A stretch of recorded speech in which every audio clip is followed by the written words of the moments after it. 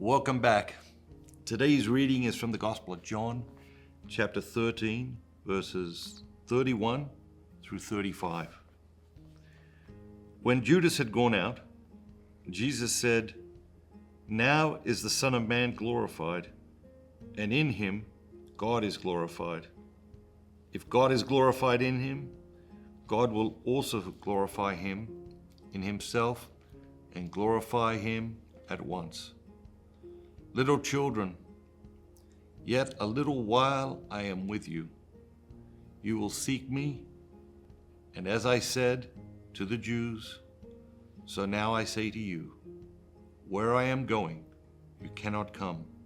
A new commandment I give unto you, that you love one another, even as I have loved you, that you also love one another. By this, all men will know that you are my disciples, if you have love for one another." What jumps out at you today? So Judas has left. Judas leaves at the beginning of this reading, and so Jesus has been betrayed, and he stays on mission. He stays on mission. I mean, you live long enough, someone's going to betray you, and most of us have had that experience, and it can be debilitating. It can be, it can take your breath away. It can be tremendously disorienting. But Jesus just stays on point. Just turns back to his disciples. Says, "Now is the Son of Man glorified. It's time." Then he says to them, "Little children." Now he's with a group of grown men, and yet he refers to them as little children. And I find that fascinating. I sometimes will see people doing things and behaving in a certain way, and I can't help but wonder, what happened to this person as a child to lead him or her to turn out in this way and whatever I'm witnessing in that moment. And we have to ask that about Judas, right? What people do is interesting.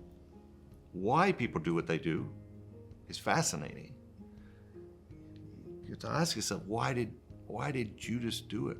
What was it about Judas's personality, his past experiences, his childhood, his life up until this point that made him think that this was the best way forward, that this was the best thing for him to do?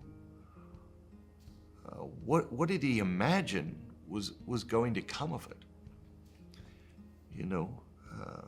My experience has been that when we do stupid things, it's not because we wake up in the morning and think, gee, I wonder what sort of stupid thing I can do to really mess my life up today. We do stupid things, it's because we mistakenly believe that those stupid things will make us happy. It's because we mistakenly believe that some imaginary good will come from those stupid things, but we are mistaken, and we are deceived. And sometimes we're deceived by others, and sometimes we deceive ourselves. Judas is in this scenario, right? And then Jesus turns back to his disciples, and he gives them this new commandment. And this is like identity, Christian identity.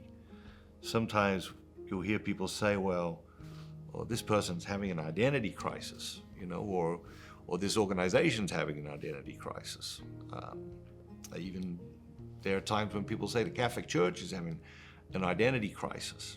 And anytime we're having an identity crisis as Christians, the solution is very simple. Firstly, go to Genesis, create in the image of God, okay? Created by God, created in the image of God. You're a child of God. There's a lot of identity clarity right there. And then, of course, here, Jesus gives the next layer of that identity. He says, people will know that you're with me by your love. You know, you'll know that you're with me by your love.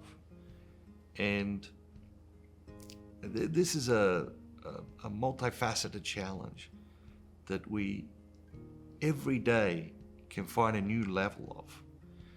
Very often we live out our Christian faith in ways that are not loving. And that is ultimately what is being challenged here today. Is, are we living out our Christian faith? Are we doing it in a way that's loving? Doing it in a way that's loving. And it's so easy to do it in a way that's selfish. It's so easy to do it in a way that's vain. It's so easy to do it in a way that is boasting. And we're called to do it in a way that's humble and loving. Have a great day. Remember, don't just be yourself. Be the very best version of yourself. All that God created you to be.